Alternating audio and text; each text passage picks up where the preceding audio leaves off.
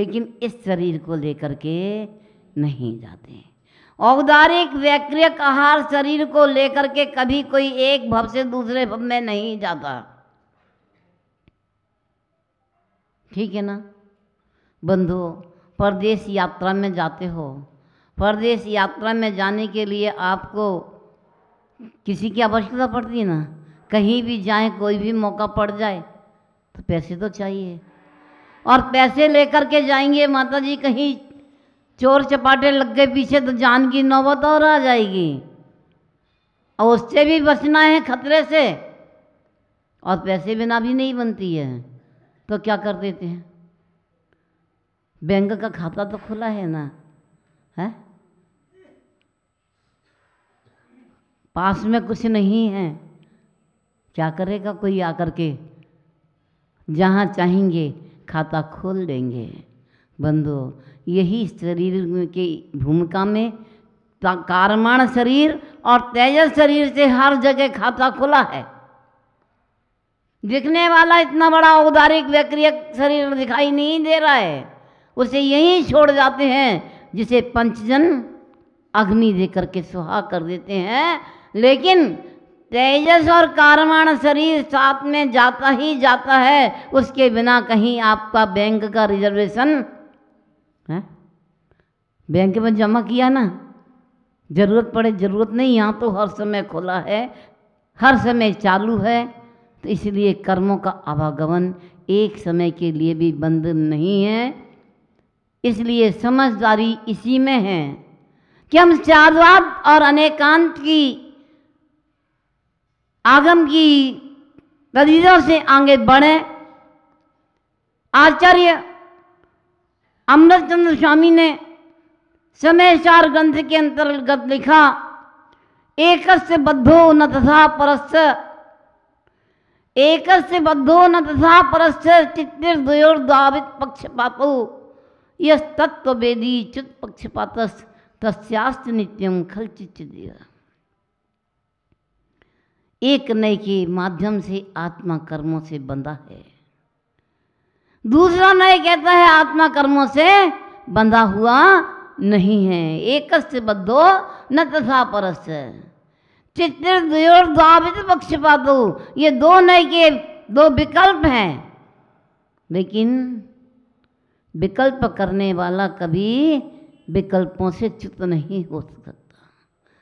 Yes तत्व वेदी चित्त पक्षपातस, जो तत्व का वेदी है, तत्वों का जानने वाला है, वही जीव तत्वों के पक्षपात से रहित होकर के वस्तु स्वरूप को जानता है, और वही यस तत्व वेदी चित्त पक्षपातस तस्यास्त नित्यम खल चित्तदेव, वही नित्य चित्त चैतन्य स्वरूप आत्मा का अनुभव करता है। तो बंधुओं, निज पद विचार वाली चर्चा को हम अपने से अलग करके, हम अच्छे और बुरे कर्मों का फल जरूर भोग सकते हैं, भोगना ही है, करनी अपनी है, सब कुछ है। ये सब करते हुए भी अपने घर से दूर नहीं रहें, अपने आत्म वैभव से दूर ना रहें, अपने स्वभाव से दूर रहने का प्रयत्न करें, क्योंकि हम जब अपने स्वरूप में वास करेंगे, हालांकि बैठ नहीं सकते, 24 घंटा रह नहीं सकते, 24 घंटा जाना तो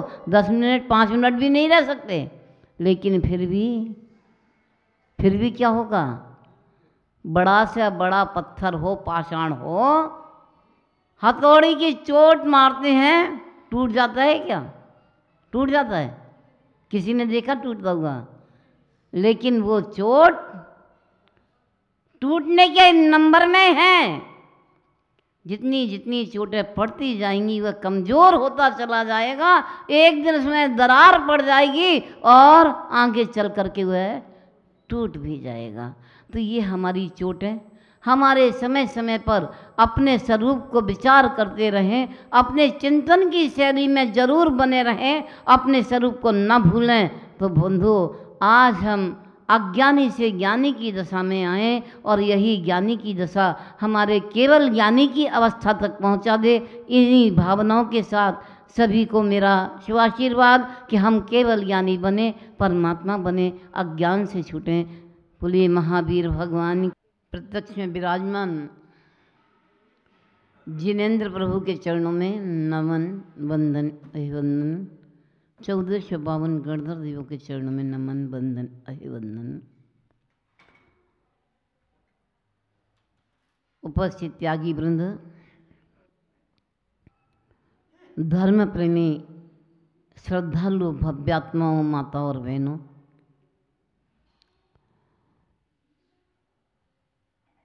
बहुत कुछ सुना।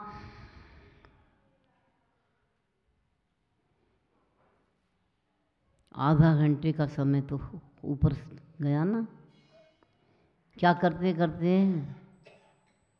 सुन करके गया। कितना रहा और कितना बाईपास हुआ थोड़ा सा बता देना, क्योंकि आजकल सरकार ने बाईपास रास्ते बहुत बना दिए हैं। हमारी स्थिति भी ठीक वही है। सुनने की 2 खिड़कियां हैं, एक से सुना जाता है और दूसरे से निकाल दिया जाता है। बंधुओं, एक से सुन करके दूसरे से जो निकाल देता है, उस माटी के पुतले की भी वह कीमत नहीं होती। वह माटी का पुतला जिसकी एक कान में डोरी जाती है और पेट के अंदर चली जाती है, उसकी कीमत बढ़ जाती है। सुना होगा आपने। मैं आपके समय को व्यर्थ में नहीं बर्बाद करना चाहती।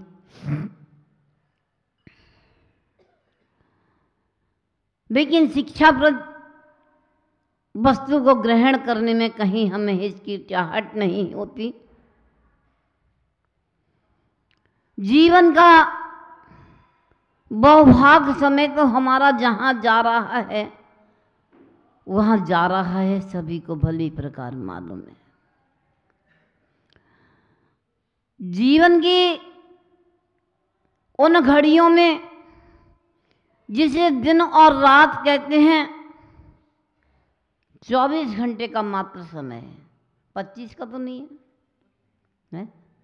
आपके राजस्थान में होता हो, 23 का होता हो, 22 का रह जाता हो। दिन छोटे रात बड़ी, रात बड़ी छोटी दिन बड़े तो हो सकते हैं, लेकिन 24 घंटे के 25 घंटे मैंने सुने नहीं हैं, और होते हों तो बता देना, कोई बात नहीं। जानकारी जगह जगह घूमने का तात्पर्य कुछ मिलता रहे नया तो अच्छा होता है। बंधुओं, इन 24 घंटे के अंतर्गत हमारा कितना समय कहाँ जा रहा है, कहाँ बीत रहा है, थोड़ा मंथन कर लें। कभी बैठ करके परमात्मा के पास मंदिर में, एकांत में, कहीं भी बैठ करके इस चिंतन की धारा को जरूर अपनाने की कोशिश करें कि हमारा कल से लेकर आज तक ये 24 घंटे के समय में कितना समय कैसा गया। बनिए कहलाते हैं आप लोग, भली प्रकार सबको मालूम है। हम एक पैसे की भूल मंजूर नहीं करते बही खाता करते समय। चाहे 4 रुपए की लाइट जल जाए तो कोई परेशानी नहीं है, लाइट का खर्चा आ जाए कोई परेशानी नहीं, लेकिन कहीं 1 रुपए का, 1 पैसे का अंतर तो पड़ जाए। बनिए हैं, पूरा हिसाब किताब रखते हैं, बड़े बड़े बही खाते रखते हैं, और अब वह बही खातों की दशा आप जानो कि 1 नंबर है या 2 नंबर है, ये मुझे नहीं मालूम। मैं तो कहूँगी 1 नंबर पे चलो, झगड़े ही नहीं आएंगे सामने। अपना हिसाब, अपना व्यवहार जब खुला होगा जीवन का, तो कहीं तकरार की आवश्यकता नहीं होती, कहीं सरकार की आवश्यकता नहीं होती, कहीं सरकार हम पर उंगली नहीं उठा सकती बंधुओं, लेकिन करें क्या? विषय कषायों से अनुरंजित आत्मा, मन के अंदर उठने वाले प्रति समय नाना प्रकार के राग देश, नाना प्रकार के संकल्प विकल्पों से चैन लेने दे जब तो ना।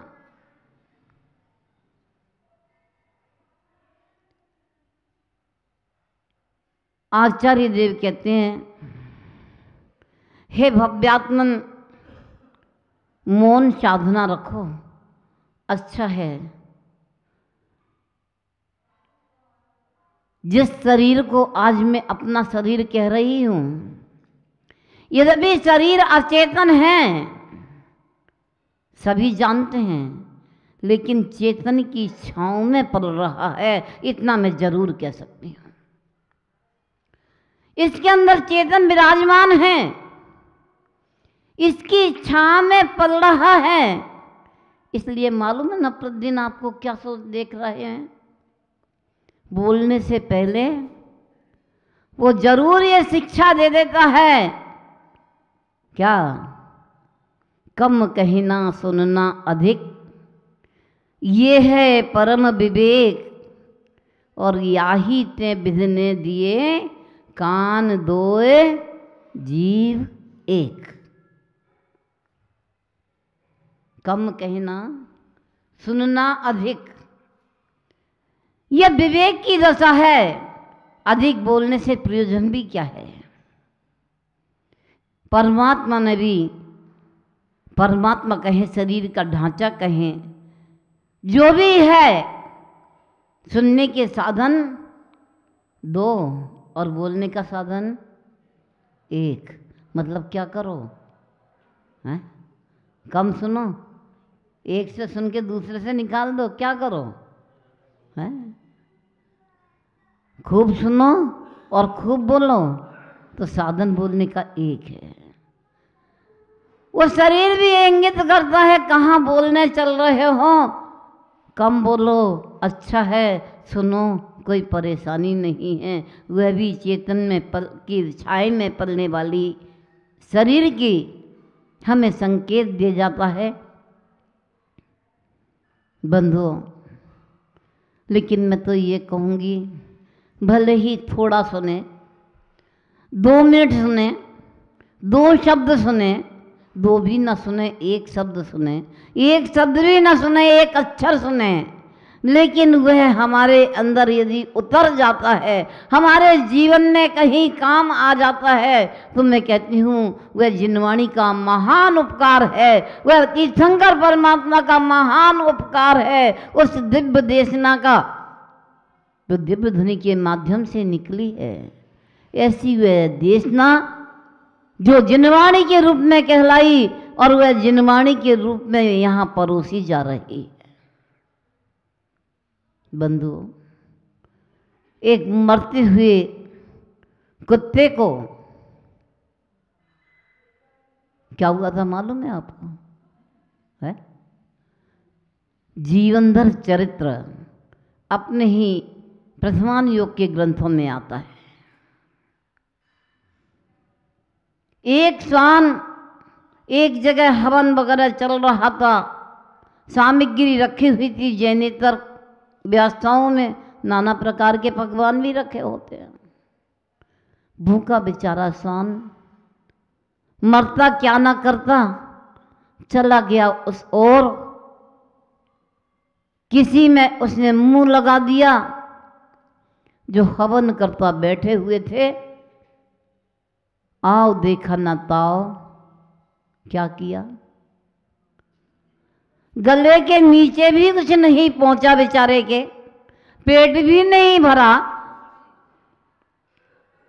कुछ भी तो नहीं हुआ था, लेकिन डंडों की इतनी मार पड़ गई, इतनी पड़ गई कि बेचारा जीवन जीने से भी लाचार हो गया और मृत्युशैया पे सोने के सम्मुख पहुंच गया।